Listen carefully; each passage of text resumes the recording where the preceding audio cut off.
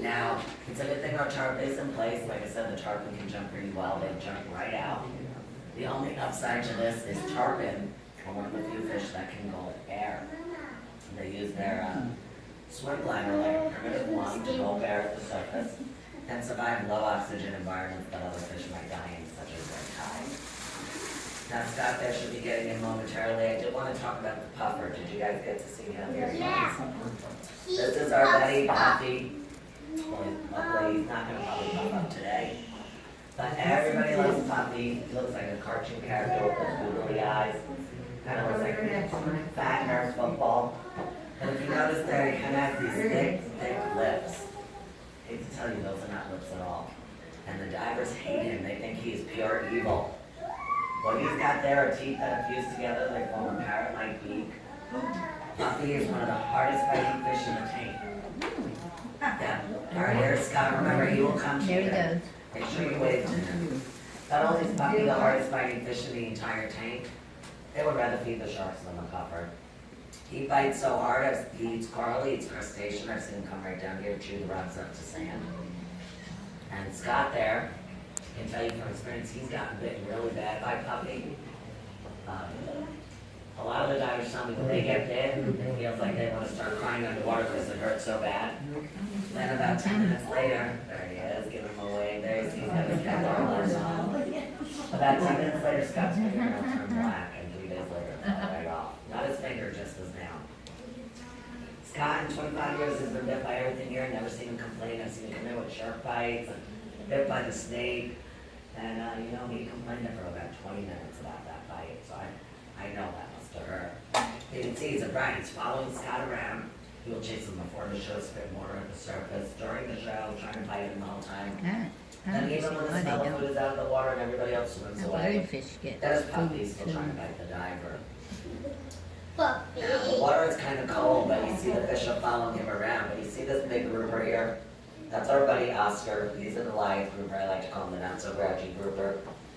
He's too cold. He doesn't want to swim all the way around following Scott, so he took the shortcut. He went over the rocks and he'll come back right in front of Scott. Oscar, while he is a grouper, and I know you guys are probably trying to figure out how many grouper sandwiches am I getting out of him. Not the kind of grouper we can eat. At this size already, he'd be tough, he would be grainy. But the real reason we don't eat Oscar is he's a protective fish. This is small. He has to be close to 1,000 pounds, 10 feet long. Thought to live to be 100 years old. So if you're going to live that long, you better be smart or you're not going to make it. So that's how we figured out he doesn't have to go all the way around. He's smart enough that we teach him hand signals. All the Goliath groupers will know what this means. So does Oscar. His favorite hand signal is, I got the food, shaking the fist, and then we'll shake that fist, splash the surface of the water. And then some of the divers actually put their hand in his mouth at the end of the show. I like that one, open your mouth, that's that hand signal. Not everybody does it though. But Scott there will interact with him if you notice he's getting on a secondary pair of gloves. He's wearing Kevlar gloves, which are like bulletproof vest material. Over that, they're just oversized rubber gloves. And that's in case a hand gets caught in a fish's mouth, we can pull his whole hand out. Fish gets the gloves, Scott gets all 5 fingers back. So now if you were to catch Oscar, even at his smallest size, you must de-hook him in the water. See Scott there getting his attention, give him a little pat.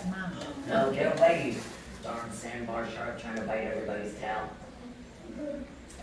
So he's going to feed on. You see how he splashed the surface of the water there? Letting you know he wants to feed him. So if you catch one this big, it must be de-hooked in the water or it starts at a $1,500 fine, goes all the way to jail. So what you do is dead now. So now you grouper. Fishing game have had that protected for over 25 years and they still consider them severely endangered. Now a little bit ago I pointed, he will come to this side. See this as well. He's going to give him that piece of food. Right into him. What is he? Always in the middle of sharks Being there. attacked by him. He's biting. And you can see that gag grouper just tries to steal the food too. That medium-sized crayfish that I say jumps out of the water is the gag grouper. About 20% of the time in a restaurant, you're going to get gag grouper. Most of the time, about 75%, you're going to get a red grouper. You have a little red grouper just peeking out of the rocks here in the middle. He's coming down. Only red fish in the tank, so that gives you an idea what they look like. I think it's about 40 pounds. yeah, grouper gets to about 60 pounds. And then in the far window there, guys, there's a true black grouper. He's just hanging out in the rocks. He's a medium-sized crayfish with black edges on his fins. Black groupers are much rarer in restaurants, about 5% of the time. Even rarer in an aquarium like this. Here you go. You guys over here. I'm gonna sit here. Now you saw Oscar get that feed there. He didn't even open his mouth nearly as wide as he can. He can open his mouth I'm as good. wide around as his body. So that gives you an idea of how big he can actually get. Okay, Scott here is doing what I like to call payback. Okay? He's gonna bring him along for everybody to see this. He's grabbed hold the puppy and brought him forward for you guys to see him. So I figure, you know what? He tries to bite He's us. got We're one gonna in his get hand. a little payback here. He's hungry. Now for you guys over here, the black group will make his way over. He's that little gray fish with the black edging on the fins. Oh. Okay. Scott there will now get a cup of shrimp probably and do what we call the scatter feeding or the free-for-all. You gotta say pause for a minute because that big sandbar came by and he just was basically letting him know, I don't have anything yet, go away. He's new to the tank that we shark, so he doesn't understand he has to wait his turn. He'll learn now, yeah. So Scott is doing what I like to call. Those little ones have to we call kind it of. scatter feeding, but I like to call it the free-for-all. This is where he feeds everybody and nobody, he's just scattering around shrimp for everybody. And you can see the biggest pig in our tank Ones that here. fall on the ground, the little ones. Long get. black and white striped fish, scarfing down food nonstop. Here he comes. That is the cobia. Now, I always say this cobia eats way more food than should allow him to live. But the reason being is he is one of the fastest growing fish in the ocean. That cobia is only about this big 6 months ago. So that just gives you an idea how quick they get that big. So he just scarfs that food nonstop.